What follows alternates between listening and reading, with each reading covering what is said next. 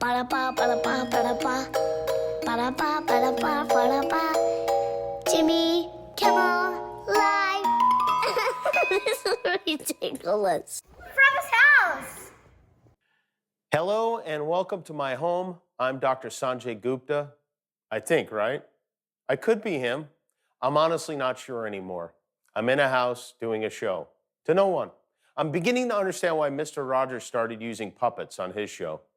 I want to wish a special hello to those of you who've watched the Disney Family's sing-along tonight. I don't know about you, but at our house, every day is the Disney Family sing-along. But today marks 1 full month since kids have been home from school here in LA. I think more than anything, when I think about what I miss that rush of endorphins you feel when the car door slams shut and you peel out of the preschool parking lot like a Duke of Hazzard or something. My cousin Sal and his wife have a great idea. They've decided they're sending their kids back to school on May 1st no matter what, even if it's closed.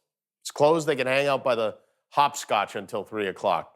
There's word now that students who are applying for college may take the SAT and ACT tests from home this year, which, boy, if only Felicity Huffman had waited, you know?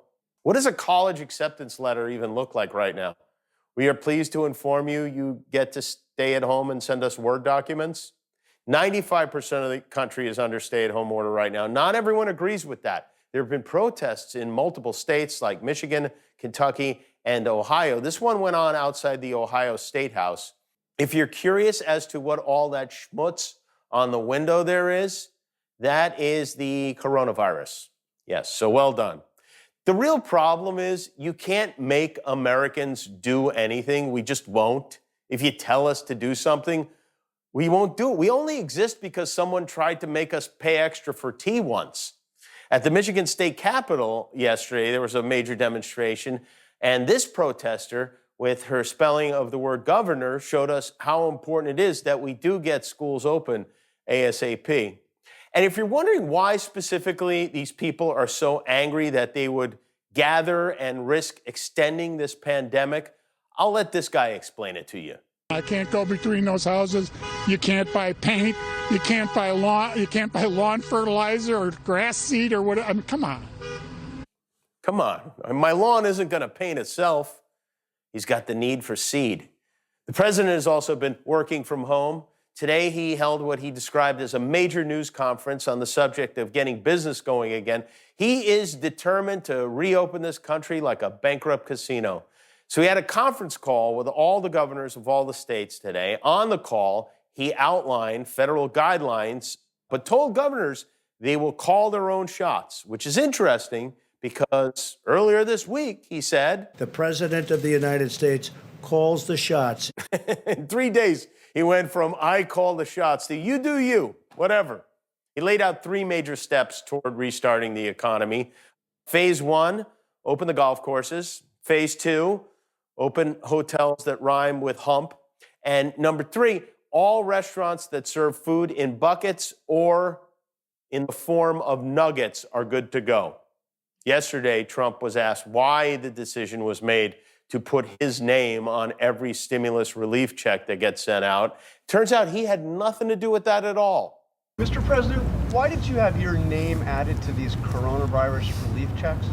Well, I don't know too much about it, but I understand my name is there.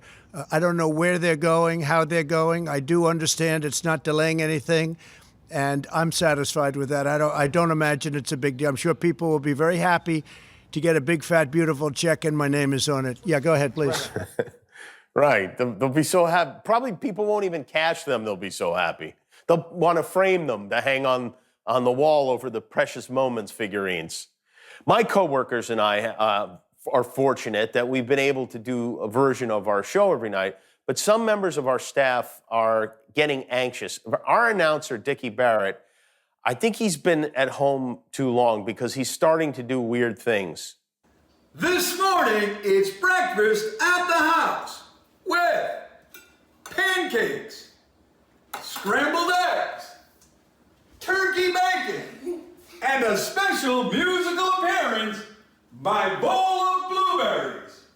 And now, the star of the show, chocolate milk. Children, your father needs help. Although I'm glad that we got to see what Dickie looks like in a robe. And one more thing before we press on. This is a glimmer of beauty in these grim and depressing times. This video was captured outside a home in Philadelphia. A woman noticed that her dogs were looking at something out the window, and right there out the window, lo and behold, was a groundhog eating a slice of pizza, which I think means we have another 2 weeks of home confinement. But this groundhog just kept chomping away, apparently for more than an hour. You've heard of Punxsutawney Phil? This is Quarantiney Tim. Kind of looks like me every night for the last 3 weeks. You know, some people are comparing the groundhog to the pizza rat, which is funny. Every time an animal is on video now eating human food, you hear, "Move over, pizza rat."